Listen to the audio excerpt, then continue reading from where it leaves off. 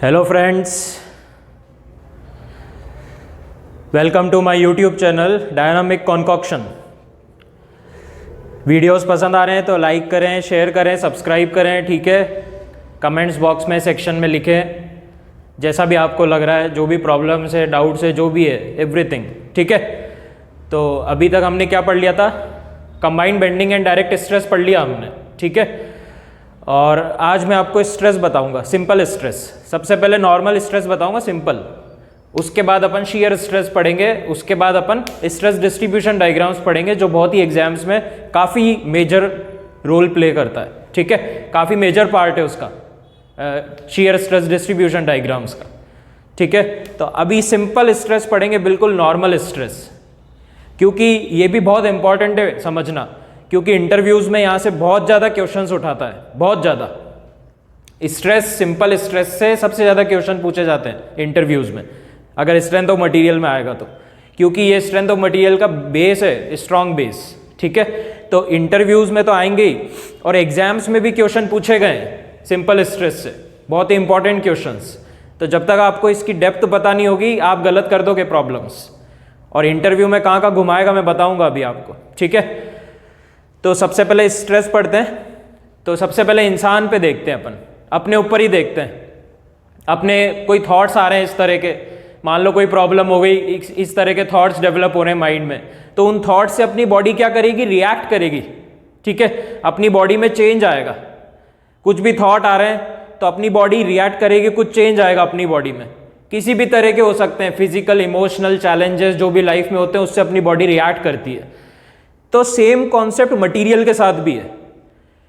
तो अपन थॉट जो आ रहा है बॉडी में, उसको अपन मान लेते हैं लोड है वो, ठीक है। वो एक्सटर्नल एक फोर्स आ रहा है अपने ऊपर, एक लोड आ रहा है अपने ऊपर, एक प्रेशर आ रहा है अपने ऊपर। उस प्रेशर की वजह से क्या हो रहा है? अपनी बॉडी रिएक्ट कर रही है। तो मटेरियल के ऊपर भी क्या आ रहा है? एक लोड आ रहा है एक्सटर्नल। एक्सटर्नल लोड मैंने आपको पढ़ाया है लास्ट क्लासेस में, मैंने सब कुछ क्लियर किया है, बेसिक्स, टाइप्स ऑफ फोर्सेस बताएं। एक्सटर्नल लोड, एक सरफेस फोर्स होता है, एक बॉडी फोर्स होता है, ठीक है। सरफेस फोर्स एक्सटर्नल लोड हो गया, बॉडी फोर्स वेट की वजह से आता है। तो ये सब लोड है जो मटेरियल पे एग्जिस्ट करते हैं, एक्ट करते हैं। तो इसी तरह हमारी बॉडी पे भी थॉट्स आ रहे हैं, वो एक तरह का लोड है, प्रेशर है, उसकी वजह से हमारी बॉडी रिएक्ट करती है। तो मटेरियल पे जो लोड आ रहा है, कोई सा भी लोड, एक्स वाई जेड, किसी भी तरह का लोड, उससे मटेरियल क्या करेगा? रिएक्ट करने की कोशिश करेगा, क्योंकि मटेरियल्स में बहुत सारे क्या है? मॉलिक्यूल्स हैं, ठीक है। तो अगर कोई बॉडी लटकी हुई है तो उसका वेट है, अब उसकी वेट की वजह से क्या है? मॉलिक्यूल्स नीचे आने की कोशिश कर रहे हैं, तो वो बॉडी क्या कर रही है? रिएक्ट कर रही है, रिस्पॉन्ड कर रही है वो, ठीक है। अब कोई बॉडी ले लेते हैं अपन, इस बॉडी पे अपन एक्सटर्नल फोर्स लगाते हैं, मानते हैं एक्सटर्नल फोर्स अगर अपन लगाते हैं, तो इसमें जो मॉलिक्यूल्स हैं वो क्या करेंगे? बाहर की तरफ जाने की कोशिश करेंगे। अगर लोड हमारा इस डायरेक्शन में है तो मॉलिक्यूल्स इधर जाने की कोशिश करेंगे, जो पार्टिकल्स हैं इधर जाने की कोशिश करेंगे। फिर वापस वो क्या करेंगे? अपने आप को वापस अपनी पोजीशन पे लाने की कोशिश करेंगे, क्योंकि उनकी पोजीशन डिस्टर्ब हो चुकी है। तो कोई भी चीज अपनी वापस पोजीशन पे आने की कोशिश करती है, स्टेबल पोजीशन पे, ठीक है। तो वापस अपनी पोजीशन पे आने की कोशिश करेंगे तो क्या होगा? वो रेजिस्ट करने की कोशिश करेंगे, इस लोड को वो रोकने की कोशिश करेंगे, क्योंकि वो वापस पीछे आने की कोशिश करेंगे, ठीक है। तो ये एक रेजिस्टिंग फोर्स जनरेट होगा इसके अंदर। उस रेजिस्टिंग फोर्स को स्ट्रेस का नाम दिया है। एक्चुअल में स्ट्रेस क्या है? सुनो, स्ट्रेस होता है magnitude of internal resisting force. Resisting force मैंने बता दिया किस वजह से आ रहा है, लास्ट क्लासेस में भी डिस्कस किया हुआ है, तो पीछे के लेक्चर्स देखना जरूरी है।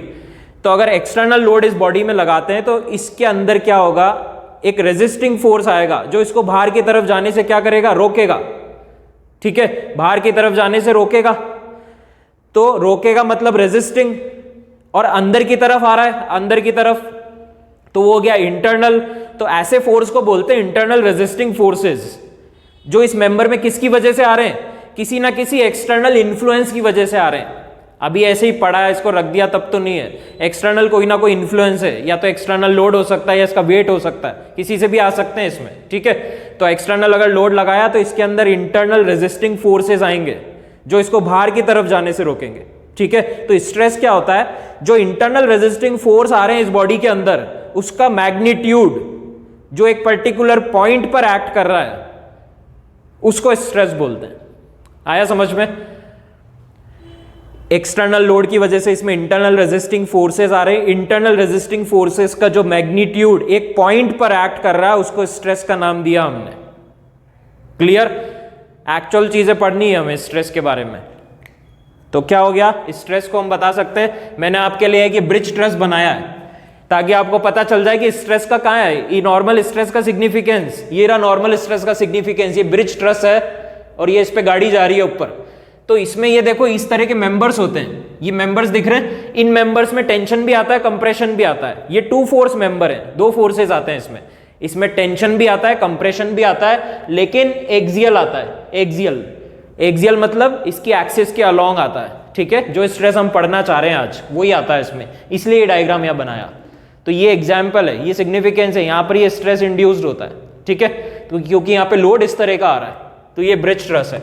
अब मैं आपको क्या बता रहा हूं स्ट्रेस की, अगर हम एक सेक्शन मान लेते हैं, मान लो एक सेक्शन ले लिया हमने, अभी उनके बारे में भी बताएंगे आपको। यहां पे इस पे लोड लग रहा है, कंप्रेसिव लोड दोनों तरफ से। ठीक है, पी, ये हमारा मेंबर है। अब होगा क्या, इस मेंबर को हम बीच में से कट करते हैं, मान लो। ठीक है,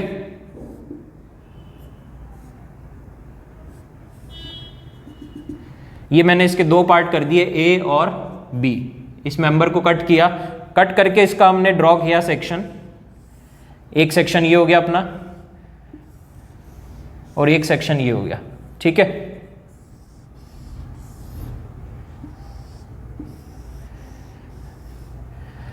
यहां पे लोड कितना लग रहा है, पी लग रहा है, और यहां पे लोड कितना लग रहा है, पी लग रहा है। ठीक है, अब होगा क्या,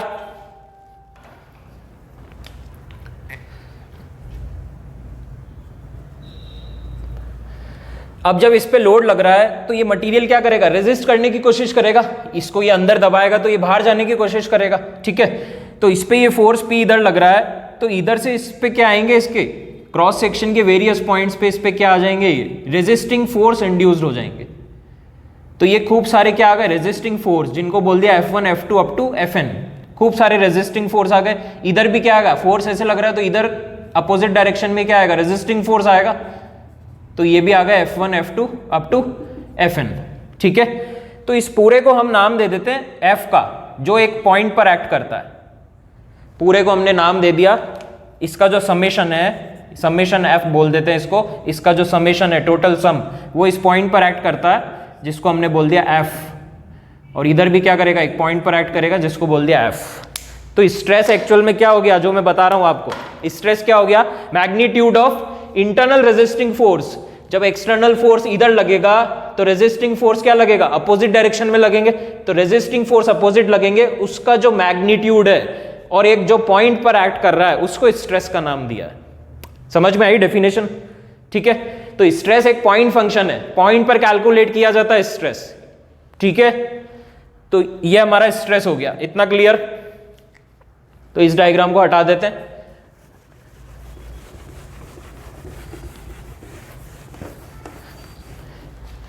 क्लियर? अब देखो ये वाला डायग्राम देखो, ये हमारा एक सेक्शन है पूरा, यहां लोड लग रहा है हमारा P। अब ये लोड पास कहां से हो रहा है, सेंट्रॉइड से पास हो रहा है। तो सबसे पहला स्टेप, लोड सेंट्रॉइड से पास होना बहुत जरूरी है स्ट्रेस के केस में। नॉर्मल स्ट्रेस के केस में, स्ट्रेस को अगर हम पढ़ रहे हैं तो लोड उसका कहां से पास होना चाहिए, सेंट्रॉइड से पास होना चाहिए। सेंट्रॉइड लास्ट क्लासेस में डिस्कस हो चुका है। ठीक है, तो लोड हमेशा सेंट्रॉइड से पास होना चाहिए, पहली चीज। क्लियर? अब ये जो है, ये हमारा क्या है, cross sectional area. Cross section हम किसको कहते हैं, क्रॉस सेक्शन किसको कहते हैं हम, ये हमारी लॉन्गिट्यूडनल एक्सिस है। ठीक है, लॉन्गिट्यूडनल एक्सिस के परपेंडिकुलर जो सेक्शन होता है, लॉन्गिट्यूडनल एक्सिस के परपेंडिकुलर कोई भी सेक्शन ले लो इसमें, वो सारे क्रॉस सेक्शन कहलाएंगे। ये ले लो, ये ले लो, ये ले लो, कोई सा भी ले लो, लॉन्गिट्यूडनल एक्सिस ये है, इसके परपेंडिकुलर जो होता है वो क्रॉस सेक्शन कहलाता है। तो ये भी क्रॉस सेक्शन है, ये भी क्रॉस सेक्शन है। क्लियर? और लोड कहां से पास होना चाहिए, सेंट्रॉइड से। ठीक है, और ये पूरा हो गया अपना cross sectional area.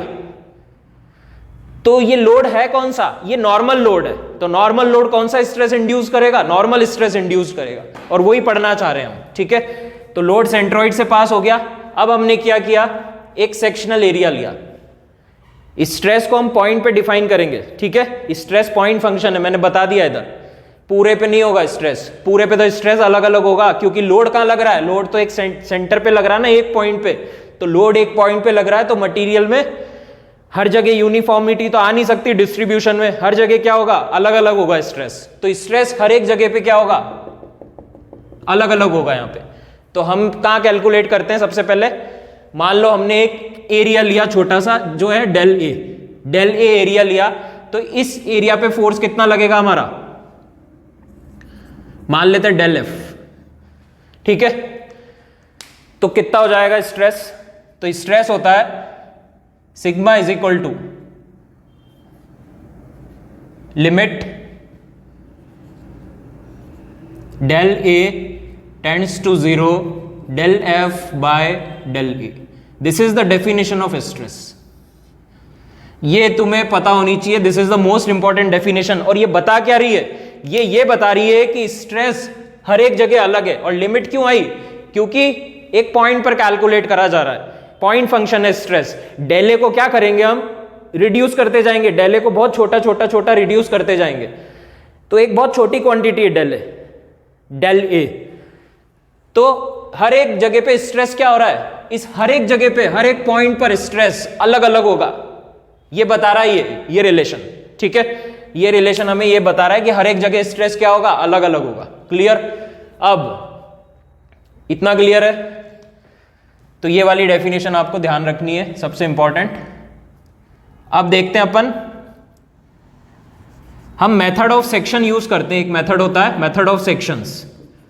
Method of sections हमें क्या बताता है, इंटरनल फोर्सेस का डिस्ट्रीब्यूशन के बारे में जानना होता है, तो मेथड ऑफ सेक्शन को यूज करते हैं। क्लियर, तो ये जो बॉडी है ये किस में है, ये एक स्टैटिक इक्विलिब्रियम कंडीशन में, कहीं भाग तो रही नहीं है, तो ये बॉडी किस में, स्टैटिक इक्विलिब्रियम। और स्टैटिक इक्विलिब्रियम कंडीशन में कौन सी इक्वेशंस यूज करते हैं हम, समेशन ऑफ फोर्सेस का सम 0 और मोमेंट का sum 0, summation of moment is equal to 0, summation of forces is equal to 0। ये कब यूज करते हैं इक्वेशंस, स्टैटिक इक्विलिब्रियम कंडीशन में।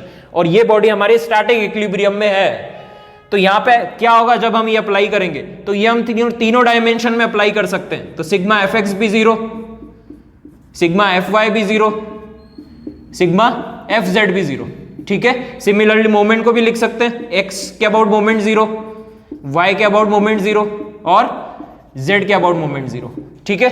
तो ये तो 3 डायमेंशन की हो गई, लेकिन हमारी लोडिंग किस डायरेक्शन में हो रही है, अगर हम इस तरह से एक्सिस बना देते हैं एक्स वाई और z, तो हमारी लोडिंग किस डायरेक्शन में हो रही है, एक्स डायरेक्शन में, ठीक है। तो एक्स डायरेक्शन में हम कौन सी इक्वेशन यूज करेंगे, यहाँ पे फोर्सेस लग रहे हैं, तो फोर्सेस की इक्वेशन यूज करेंगे। तो क्या करेंगे, sigma F X is equal to 0 use करेंगे, एक्स डायरेक्शन में फोर्सेस का समेशन को 0 करेंगे। तो यहां पे फोर्स कितना लग रहा है, एफ, ये देखो, और ये फोर्स कौन सा है, रेजिस्टिंग फोर्स। तो क्या हो जाएगा, summation of forces is equal to 0, इसका डायरेक्शन इधर, इसका इधर, तो एक प्लस हो जाएगा, एक माइनस किस भी ले लो, F minus P is equal to 0। भाई फोर्सेज का समेशन 0 हो गया, ये इधर है ये इधर है, इसलिए एक प्लस एक माइनस, तो ये टोटल कितना हो गया, एफ इज इक्वल टू क्या आ गया हमारे पास, पी। ये F is equal to P कहां से आया, स्टैटिक इक्विलिब्रियम कंडीशन से, ठीक है, क्योंकि ये मेंबर किस में, स्टैटिक इक्विलिब्रियम में। तो हमेशा एफ और पी क्या होंगे, बराबर होंगे, कब, स्टैटिक इक्विलिब्रियम में। और आपको एक और तरीके से बता सकता हूं मैं, लॉजिकली देखना हो तो, लॉजिकली अगर हम देखना चाहें, हम एक्सटर्नल फोर्स लगा रहे हैं इस मेंबर में, हम इस मेंबर में एक्सटर्नल फोर्स लगा रहे हैं, तो इसके अंदर क्या आ रहे हैं, रेजिस्टिंग फोर्स आ रहे हैं, इसके अंदर रेजिस्टिंग फोर्स आ रहे हैं, इसमें एक्सटर्नल फोर्स लगा रहे हैं, तो ये member with in elastic deformation होना चाहिए। Strength of material subject with in elastic deformation work करता है। अगर प्लास्टिक डिफॉर्मेशन में जाना है तो हम फॉर्जिंग पे आ जाते हैं, प्रोडक्शन में, वहां ठोक ठोक के हम प्लास्टिक डिफॉर्मेशन करते हैं। लेकिन strength of material with in elastic deformation work करता है, क्योंकि प्लास्टिक पे आते ही तो फेल हो जाएगा कंपोनेंट। तो विद इन इलास्टिक डिफॉर्मेशन क्या होगा, जितना ये फोर्स होगा एक्सटर्नल, उतना ही तो रेजिस्टिंग फोर्स होना चाहिए। अगर एक्सटर्नल लोड ज्यादा लगा दिया मैंने रेजिस्टिंग फोर्स की, उसकी कैपेसिटी से मटेरियल की, तो ये मेंबर क्या होगा, प्लास्टिक डिफॉर्मेशन हो जाएगा ना, इसका परमानेंट शेप चेंज हो जाएगा, मींस ये मेंबर फेल हो गया। आ रहा है समझ में? तो ये लॉजिकली अपन कॉन्सेप्ट देख रहे हैं, ये तो बता दिया मैंने आपको मैथमेटिकली, तो लॉजिकली भी पता होना चाहिए। Strength of material with in elastic deformation work करेगा, और विद इन इलास्टिक डिफॉर्मेशन जितना एक्सटर्नल लोड है उतना ही रेजिस्टिंग फोर्स होना चाहिए, तब तो वो मेंबर क्या रहेगा, स्टेबल रहेगा, अदरवाइज उसका प्लास्टिक डिफॉर्मेशन हो जाएगा। अगर एक्सटर्नल लोड ज्यादा लगा दिया मैंने तो वो मेंबर का क्या होगा, प्लास्टिक डिफॉर्मेशन हो जाएगा। ठीक है, तो हमेशा P और F क्या होंगे, बराबर, because strength of material works with in elastic deformation. ठीक है, प्लास्टिक की अलग स्टेज है, वो देखेंगे। क्लियर है इतना? तो F और P क्या होंगे, इक्वल होंगे। ठीक है, ये तो मैंने आपको ये बता दिया।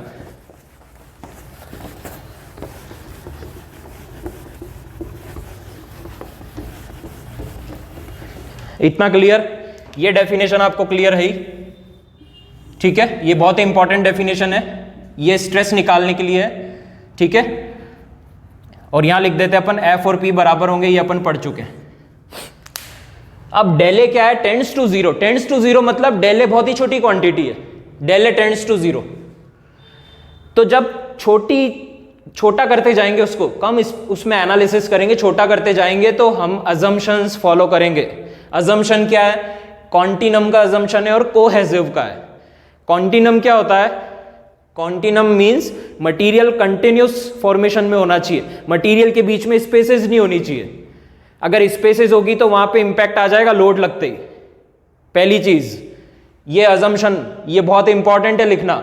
और सेकंड है कोहेसिव, मतलब आपस में पार्टिकल्स में क्या होना चाहिए, कोहेसिव फोर्सेस ज्यादा होना चाहिए, अच्छे से अटैच होने चाहिए, प्लस उसमें ना ब्रेक होना चाहिए, ना कोई सेपरेशन होना चाहिए, ना कोई क्रैक होना चाहिए मटेरियल में। अगर ऐसा कुछ है तो वो वहां से टूट जाएगा मटेरियल। क्लियर? मटेरियल में कुछ भी ऐसा शेप नहीं होना चाहिए, अपन सिंपल मटेरियल की बात कर रहे हैं। अगर कुछ भी ऐसा शेप आ जाता है तो ये मटेरियल यहां से टूटेगा। यहां से क्यों टूटेगा, क्योंकि यहां एरिया कम हो रहा है, एरिया कम हो रहा है, और स्ट्रेस हम लिखते हैं लोड बाई एरिया। एरिया कम हो रहा है तो स्ट्रेस बढ़ेगा, और स्ट्रेस बढ़ा तो मटेरियल यहीं से टूटना है। ठीक है, तो ये चीजें ध्यान रखना आप। और नॉर्मल स्ट्रेस फाइंड करते टाइम एरिया कौन सा लेंगे हम, ये वाला क्रॉस सेक्शनल नॉर्मल एरिया। ठीक है, क्योंकि नॉर्मल लोड उस एरिया के परपेंडिकुलर लगता है, इसलिए उसको नॉर्मल लोड बोलते हैं। तो वो जो स्ट्रेस इंड्यूस्ड हो रहा है वो भी नॉर्मल स्ट्रेस होगा। अब कुछ चीजें हैं जो ध्यान रखनी है, ये दोनों अजम्पशन हो गए। लोड हमेशा सेंट्रॉइड से पास करना चाहिए। ठीक है, और स्ट्रेस को हम पॉइंट पे डिफाइन करते हैं। तो एवरेज नॉर्म स्ट्रेस हो क्या गया, limit del A tends to zero del F by del A, ये हमारा स्ट्रेस हो गया। ठीक है, तो हम लिख देते हैं del A tends to D A and del F tends to D F. तो फर्स्ट प्रिंसिपल से हम इसको लिख सकते हैं D F is equal to, जो टोटल फोर्स है, फोर्स हम लिख रहे हैं D F is equal to integral of sigma D A. D F is equal to sigma D A. ठीक है, ये हमने लिख दी इक्वेशन। क्लियर? अब ये वाली तो इक्वेशन क्लियर है। ये तो क्या बता रही है कि स्ट्रेस हर एक जगह पे अलग अलग है। Stress is not constant, stress is variable, हर एक जगह अलग है स्ट्रेस, ये बता रही है इक्वेशन। क्लियर? क्योंकि हमने तो इसको कहां पे लिखा है, डेले पे, छोटी सी एक डेले लिया हमने। अब ये इक्वेशन आ गई। अब इसमें क्या है, सिग्मा हमारा क्या है, ये सिग्मा क्या है हमारा, कांस्टेंट नहीं है ये। ठीक है, क्योंकि सिग्मा हर एक जगह पे अलग अलग है। अगर ये कांस्टेंट नहीं है तो हम इसको इंटीग्रेशन के बाहर नहीं ला सकते। लेकिन हम जो फाइंड करते हैं वो कौन सा स्ट्रेस है, वो हम जो फाइंड करते हैं वो एवरेज स्ट्रेस फाइंड करते हैं, एवरेज या फिर मीन स्ट्रेस। जब हम एवरेज के कॉन्सेप्ट पे जाएंगे तो हम कह सकते हैं कि हर जगह पे स्ट्रेस क्या होगा, एवरेज वैल्यू तो क्या होगी, हर एक जगह पे बराबर आ जाएगी। ठीक है, तो हम कह देंगे कि स्ट्रेस हमारा क्या है, कांस्टेंट है, कांस्टेंट है। तो अब हम इसको बाहर कब लेंगे, बाहर कब लेंगे हम इसको, जब ये एवरेज की कंडीशन में आएगा। क्लियर? एवरेज लिखेंगे तभी इसको बाहर ले सकते हैं, क्योंकि एवरेज हम मानेंगे कि हर जगह पे क्या है, बराबर। एवरेज ले लिया पूरे का, हर एक जगह स्ट्रेस अलग अलग था, उसका एक एवरेज वैल्यू निकाल ली तो वो कांस्टेंट है। ठीक है, तो एवरेज स्ट्रेस यहां से क्या आ जाएगा हमारे पास, F by A, this is the stress. ठीक है, और F किसके बराबर है, P के बराबर, तो P by A, this is our stress. आया समझ में? तो स्ट्रेस, ये डेप्थ तुम्हें पता होनी चाहिए, यहाँ पूरे में इंटरव्यू में अच्छे से घुमाता है, प्लस एग्जाम में भी घुमा सकता है, कुछ अच्छे एग्जाम्स में ये चीजें घुमाता है वो। तो स्ट्रेस के बारे में ये पता होना जरूरी है तुमको। तो हम जो फाइंड करते हैं वो एवरेज और मीन स्ट्रेस होता है। क्लियर हो रहा है? अब इधर आ जाओ, हम जो फाइंड करेंगे वो एवरेज और मीन स्ट्रेस होगा, और ये हमारा एरिया होगा जो क्रॉस सेक्शनल एरिया है। ठीक है, ये हमारी बार है, इस पे कंप्रेसिव लोड लग रहा है। अब ये जो बार है इसके जस्ट पास में देखो, अगर इसके जस्ट पास में स्ट्रेस डिस्ट्रीब्यूशन बनाया है तो उसमें वेरिएशन देखो कितना ज्यादा है।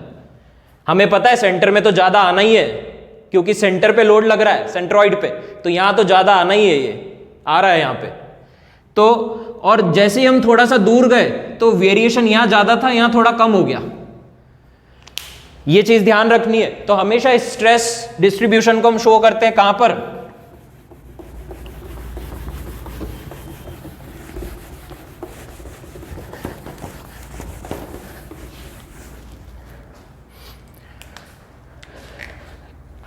जब भी पास में बनाओगे आप, पास में बनाओगे तो पास में कभी नहीं बनाना है, क्योंकि पास में तो ये वेरिएशन रहेगा। ठीक है, तो हम हमेशा जहां लोड लग रहा है, लोड के कभी भी पास में स्ट्रेस डिस्ट्रीब्यूशन डायग्राम नहीं शो करते हैं, क्योंकि पास में करेंगे तो ये वेरिएशन होगा। तो हम ऐसा अज्यूम करके चलते हैं कि हमें कहां पे शो करना है, थोड़ा दूर शो करना है, तो दूर शो करेंगे तो ये डायग्राम इस तरह का बना देंगे हम। किस तरह का? एक्सियल लोड यहां पे P लग रहा है, ठीक है, यहां P लग रहा है, तो कभी भी डिस्ट्रीब्यूशन यहां नहीं बनाएंगे। डिस्ट्रीब्यूशन कहां बनाएंगे हम? हमेशा दूर बनाएंगे, लोड जहां लग रहा है उसके दूर। तो यहां एक सेक्शन लेके और अपन क्या बना देंगे, इस तरह से डायग्राम बना देंगे इसका। ये एरो इधर लग रहा है तो रेजिस्टिंग फोर्स क्या आएंगे? अपोजिट डायरेक्शन में आएंगे, इधर। ठीक है, ये एक सेंट वेनेंट प्रिंसिपल एक साइंटिस्ट था, उसके अकॉर्डिंग है ये। कभी भी लोड के पास स्ट्रेस डिस्ट्रीब्यूशन डायग्राम शो नहीं करते, और तुम्हें भी नहीं करना है। This is the most important question of interviews, और एग्जाम में भी आ सकता है असर्शन रीजन में। हमेशा स्ट्रेस को दूर शो करना है, कभी भी पास नहीं। पास में वेरिएशन आ जाएगा इस तरह का। ठीक है, तो ये तो हम सिग्मा लिख रहे हैं, सिग्मा। इसको अगर हमने यहां रिप्लेस किया उस डायग्राम को, तो ये स्ट्रेट कर दिया हमने। ये स्ट्रेट करते ही हम यहां क्या लिखेंगे? सिग्मा एवरेज लिखेंगे। आया समझ में? तो this is the average stress. तो ये एवरेज स्ट्रेस डिस्ट्रीब्यूशन है। अगर हम ऐसे ले लेते हैं एक बार, यहां पे इस पे P लोड इधर लग रहा है, तो ये हम इधर शो करेंगे, तो कितना हो जाएगा? ये इस तरह से शो करेंगे। This is the average stress. हम एवरेज स्ट्रेस कैलकुलेट करते हैं। ठीक है, और कंप्रेसिव में ऐसे आ जाएगा डिस्ट्रीब्यूशन, और टेंसाइल में डिस्ट्रीब्यूशन ऐसे आ जाएगा। मतलब कुल मिला के हमें एरो अपोजिट में शो करने, जो लोड का डायरेक्शन है। क्लियर? तो सेंट्रोइड से पास होना चाहिए। अगर मान लो ऐसा मेंबर ले लिया हमने, लोड लग रहा है इस पे यहां, लेकिन इसका सेंट्रोइड तो यहां पर है, इस मेंबर का सेंट्रोइड यहां पर है, लोड लग रहा है यहां, तो यहां पे स्ट्रेस डिस्ट्रीब्यूशन कभी भी कांस्टेंट नहीं रहेगा। यहां पे स्ट्रेस डिस्ट्रीब्यूशन वेरिएशन अलग आएगा इसके कंपैरेटिव, ये ध्यान रखना। तो ये कुछ चीजें हैं जो तुम्हें ध्यान रखनी है। ये पूछ सकता है तुमसे, असर्शन रीजन में क्वेश्चन उठ सकता है इंपॉर्टेंट, और एक गेट में बहुत इंपॉर्टेंट क्वेश्चन यहां से पूछा है, वो मैं बताऊंगा आपको। तो इतना आपको समझ में आया? तो हम जो कैलकुलेट करते हैं वो एवरेज स्ट्रेस कैलकुलेट करते हैं, क्योंकि स्ट्रेस एक पॉइंट फंक्शन है, हर एक जगह पे स्ट्रेस अलग अलग है, तो हम उसका एवरेज और मीन लेके कैलकुलेट करते हैं। क्लियर हुआ? ठीक है, तो अब हम इसकी यूनिट्स देख लेते हैं स्ट्रेस की।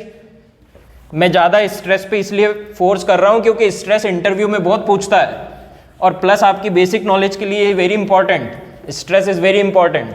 ठीक है, तो हमने स्ट्रेस पढ़ लिया, sigma is equal to F/A, और F और P क्या होंगे? बराबर। दिस इज द स्ट्रेस, और ये स्ट्रेस है कौन सा? एवरेज स्ट्रेस है। ठीक है, कि लिमिट वाले फॉर्मूले से तो हमने देख लिया अलग अलग है। अब units of stress, shear stress भी हम ऐसे ही पढ़ेंगे अच्छे से, क्योंकि वो भी समझना जरूरी है। जब ये बेस मजबूत हो जाएगा ना पूरा, तो आगे दिक्कत नहीं आएगी बिल्कुल। यूनिट्स ऑफ स्ट्रेस क्या होगा? स्ट्रेस होता है लोड बाय एरिया। P की यूनिट न्यूटन मान लेते, फोर्स न्यूटन में, और एरिया मान लेते मीटर स्क्वायर। ठीक है, तो ये क्या हो गया? न्यूटन पर मीटर स्क्वायर। तो this is the unit of stress. अब 1 न्यूटन पर मीटर स्क्वायर होता है 1 पास्कल। देखो यूनिट्स में भी बहुत प्रॉब्लम्स आती है स्टूडेंट्स को, 1 न्यूटन पर मीटर स्क्वायर होता है 1 पास्कल। अब जो सिविल होता है, सिविल ब्रांच, वो हमेशा मीटर में चलता है, और जो मैकेनिकल ब्रांच होता है वो एमएम में, due to its components. Mechanical के जो कॉम्पोनेंट्स होते हैं छोटे होते हैं, तो वो एमएम में लेके चलते हैं यूनिट्स को, और सिविल वालों के बड़े स्ट्रक्चर्स होते हैं तो वो मीटर में लेके चलते हैं। तो ये थोड़ा सा है चीज, देख लेना आप। 1 न्यूटन पर मीटर स्क्वायर 1 पास्कल, ठीक है। और स्ट्रेस की यूनिट क्या हो सकती है? 1 metre is equals to 1000 mm होता है, तो हमें 1 मीटर स्क्वायर चाहिए, तो 1 मीटर इंटू 1 मीटर कितना हो जाएगा? 1000 इंटू 1000, या mm लिख दें, 1000 mm इंटू 1000 mm, तो कितना हो गया? 1 metre square is equal to कितना हो गया? 10 टू द पावर 3 और 3 6 mm स्क्वायर। मैं इंपॉर्टेंट कन्वर्जन बता रहा हूं, इसमें बहुत दिक्कत आती है स्टूडेंट्स को, ठीक है। तो 1 न्यूटन पर मीटर स्क्वायर को क्या लिख सकते हैं हम? 10 to the power 6 mm square लिख सकते हैं, और ये किसके बराबर है? 1 पास्कल के। Clear? This implies that 10 to the power 6 इधर भेज दे, तो 1 न्यूटन पर mm स्क्वायर कितना बचा? 10 टू द पावर 6 को इधर भेज दिया, 10 to the power 6 pascal. Clear? 1 newton per mm square equal to 10 to the power 6 pascal. और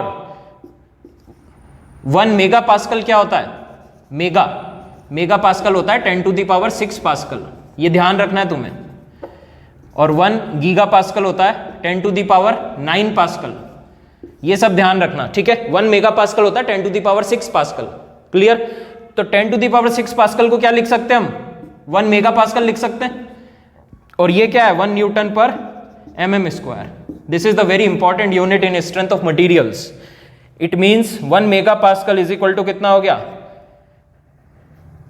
1 mega pascal is equal to 1 newton per mm square. This is the very important question in strength of materials. ज्यादातर हमारे questions इसी में चलते हैं। Clear? मतलब newton per mm square is equal to होता है मेगा पास्कल, ये ध्यान रखना है तुम्हें। गीगा पास्कल भी हो सकता है, जो कि 10 टू द पावर 9 पास्कल है। और क्या हो सकता है? मिली पास्कल भी हो सकता है। Milli means 10 to the power -3 pascal. और हो सकता है 1 किलोग्राम फोर्स पर सेंटीमीटर स्क्वायर भी हो सकता है, ठीक है। और 1 kilogram force is equal to क्या होता है? 9.81 न्यूटन होता है। ये सब तुम्हें पता होना चाहिए, बेसिक्स हैं। These basics will be very strong. तो 1, इसको हम 0.1 मेगा पास्कल लिखते हैं। इसको कन्वर्ट कर लेना, बहुत इजी है। 1 kilogram force is equal to 9.81 newton रखना, तो 9.81 न्यूटन पर सेंटीमीटर स्क्वायर हो जाएगा। इसको हम मेगा पास्कल में निकाल लेंगे, ठीक है। तो ये आपको स्ट्रेस बताया मैंने, बहुत ही सिंपल सी अप्रोच है। स्ट्रेस के बारे में थोड़ा आपको पता होना चाहिए, प्लस थोड़े अजम्पशंस पता होने चाहिए। एक अजम्पशन और रहेगा, होमोजीनियस होना चाहिए, मटेरियल आइसोट्रॉपिक होना चाहिए। वो अजम्पशंस मैं आपको आगे बताऊंगा, वो अजम्पशंस भी यहाँ पे लगेंगे, ठीक है। और ये अजम्पशंस भी लगेंगे, कंटिन्यूम का और कोहेसिव का कॉन्सेप्ट, ठीक है। तो आई होप आपको स्ट्रेस के बारे में कुछ क्लियर हुआ होगा थोड़ा बहुत, और ये होना बहुत ही मस्ट है। Okay students, so thank you so much. Okay.